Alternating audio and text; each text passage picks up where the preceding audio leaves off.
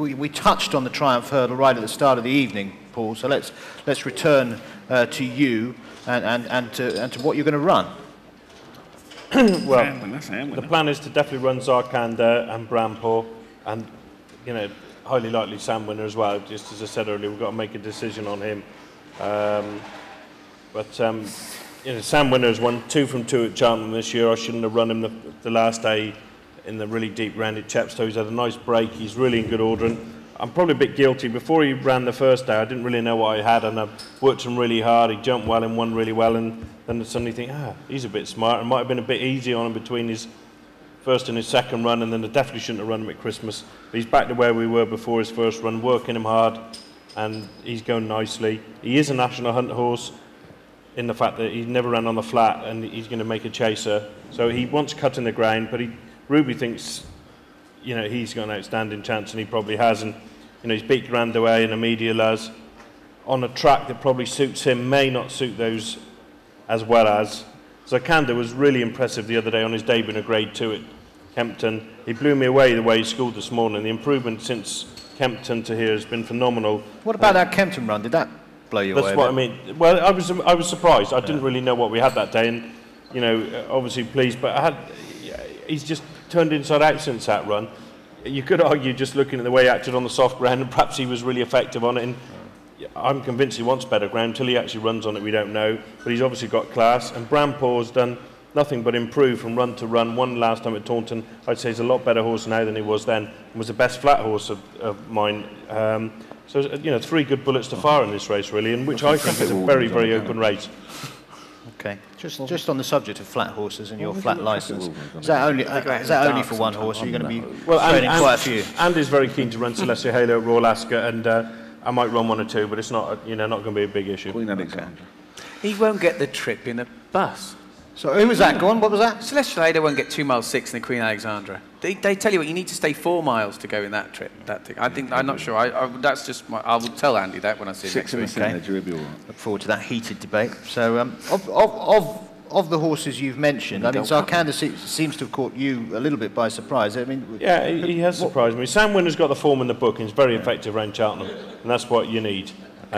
But I just hope it doesn't dry up too much for him. If it's a speedy event on the Friday, he could just be in trouble. If it looks like going that way, you might be tempted to run on the Tuesday with Sam. I've got to make a decision, as I said, by Monday, and that's the thing we'll all have to, have to get to round. I was impressed with Zarkanda this morning, but he has only had the 1 run. You've got to remember that. Okay. And I don't think Brampour will be too far behind him. Okay. Strong hand, in other words. Anthony, there's all kinds of lovely French horses here, which presumably you've probably bought half of them, have you? So which should we be It's a race I'm fairly strongly got strong numbers in. I thought you might. I've got Paul's 3 in the race that was involved with the purchase of those, and 3 of Nicky Henderson's. So that'll be Grandaway and Media Lose and Molotov. And I've also got Alan King's horse called Smad Place. In the previews I've been doing, I've actually knocked it down to 2 horses, Grandaway and Sam Winner, and I've actually been tipping up Sam Winner because at the end of the day, course and distance form on similar ground in November, there was only 1 winner. And fair enough, Grandaway gave weight that day, but Sam Winner could have slaughtered him with any sort of, it wouldn't matter about the weight sort of thing. And I think, and is Grandaway the best of Nicky's? I'd say he is. I know immediately look good at Huntingdon, but equally you can go back and say, well, hold on, he got thumped at Newbury in the fog. I was staggered tonight when I came in to be told, because I've been tipping up Sam Winner with Marsh Warbler as a really good bet each way, and now I'm told that the owner was saying in a preview last night that he's almost certain to go for the Supreme Novices. Now I'm staggered by that. Marsh Warbler? Yeah. We was with him last night, and the reason is because of the ground. He's really ground dependent. It's exactly the same theory as Paul's expressed for Sam Winner, that he might get softer ground. Another reason not to run Sam Winner on Tuesday, Paul. I've got nothing I think Marsh Warbler. Yeah, I was as worried about. Been involved with a lot of the leading horses in it. I was as worried about Marsh Warbler as anything in the race, and I was pleased to hear it was going for the Supreme. You've got to look on paper and say this is a weaker race. That's the big thing. Yeah. Since the ground, you haven't got a cue card in this. You haven't got you know, those other ones. This is the weaker of the races. I mean, all you're getting is the weight allowance, but is that enough? I'm not sure it is. I think the 4-year-olds should run against 4-year-olds. Since the Fred Winter's come along, this has been a punter's paradise. Because all the not all the rubbish, but all the other horses who are getting away, the 40 runners, Daily Express Driver, they've all gone. We've had the likes of Penzance win, Celestial Halo, of course, to beat Franchuk, first and second favourites. Zaynar when he beat Walk On. Yeah. I think it's a great. The one horse I cannot have at this race, I think should be 20 to 1, is Unaccompanied. Again, Dermot Weld. I know the only race he has won at Cheltenham was with Rare Holiday in this, but this was a miler on the flat. He's been winning in very slow times in soft ground in Ireland. I just can't have that at 8 to 1. Immediate Lutz, again, very good listed horse on the front. That for me is an Aintree horse. Nicky took it to Huntingdon, right track for it. I just can't see how Sam Winner can be 11 to 1 in Grand Duet 7 to 2 when Sam Winner's beat it 15 lengths, and that was getting £8. The speed figure that day was phenomenal.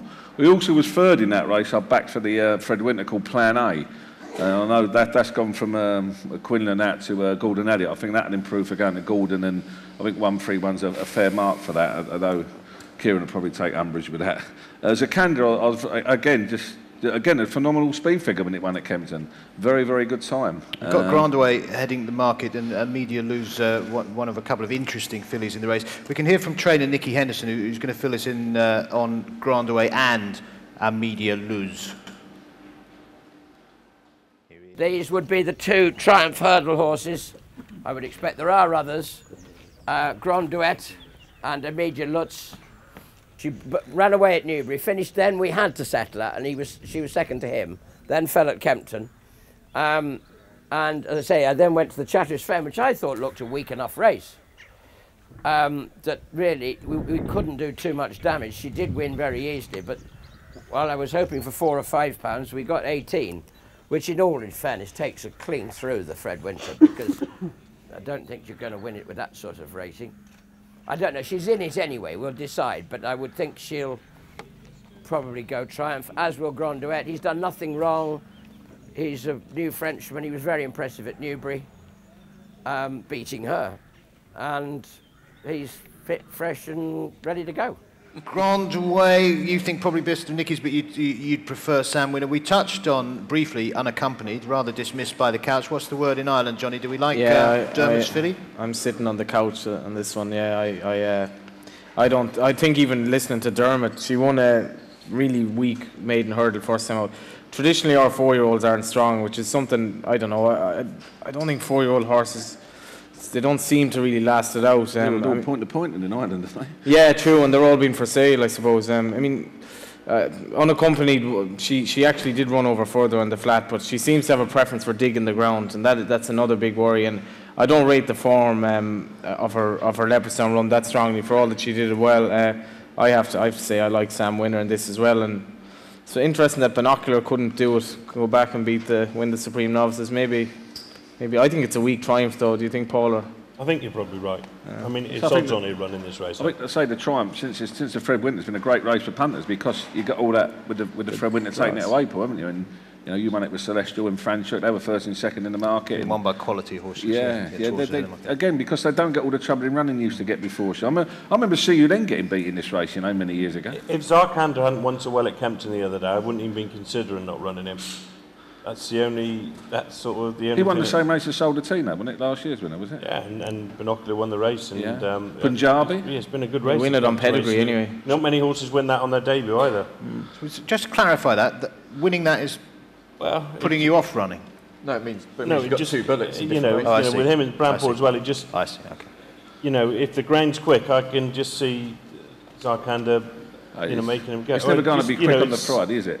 I was mightily impressed. If Zarkander was with another yard beat, there's one reason you look at him and think, never be quick. You put him okay. You know. Okay. Let's get a Timeform view on this. Anthony's mentioned Marsh Warbler. I like Marsh Warbler. I think Marsh Warbler will be a shorter price if he's trained south of Watford. Agreed, but I'm pretty sure they'll go Supreme. I think they might even miss the festival if the ground goes against them. So obviously you've got I'm running a bet option, but I just don't think it's unlikely to run. Sure.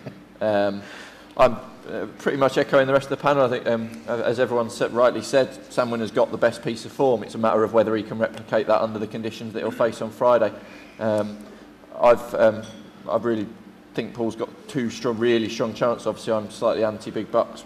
I think Pockland's got an outstanding chance, and I think with these 2 bullets that he's got, he's very likely to win the Triumph. I think if you back those 2, you're taking roughly about 9-2 the pair, and I think you got a really good bet. How long would you had Zarkanda, Paul, before you run it?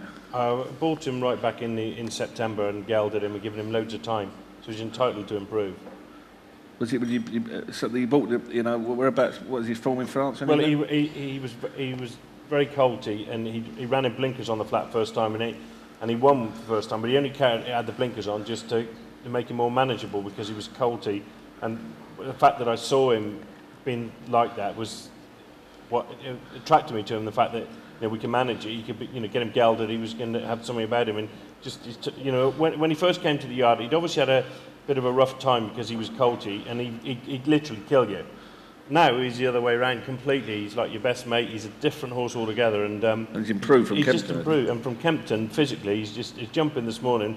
I mean, I promise you, when we started schooling him in probably October, he wouldn't jump a pole on the floor, and he'd fight you, and he wouldn't do it. And now he's gone completely the other way. And seeing him at school this morning, I was blown away by the way he jumped this morning. I couldn't believe it. Same horse he was even a month ago. So he has improved, yeah. And the Kempton runs just brought it out in him. It's interesting, you know, about the Zarkanda. You're giving it. It's interesting you're saying like that because the horse who's second to it, Molotov, is a maiden, and he's going to run as second string for Henderson in the third string, sorry, in the race. Yeah, very big odds. Just interesting. If you are a fan of Zarkanda, the one thing Molotov ran quite well in that race. I know that again. You know, it's quite easy to back Zarkanda, like, and the time just blew me away. It didn't look, did it, that visually that good, but it was compared to the other race. Combichois set a very strong pace that day. I mean, it was going to clock up a good time, but it was a good time. And you're right, and you were saying about time earlier on, and you probably, you know, it is a good point. Is he a horse that would stay like a lot further in time?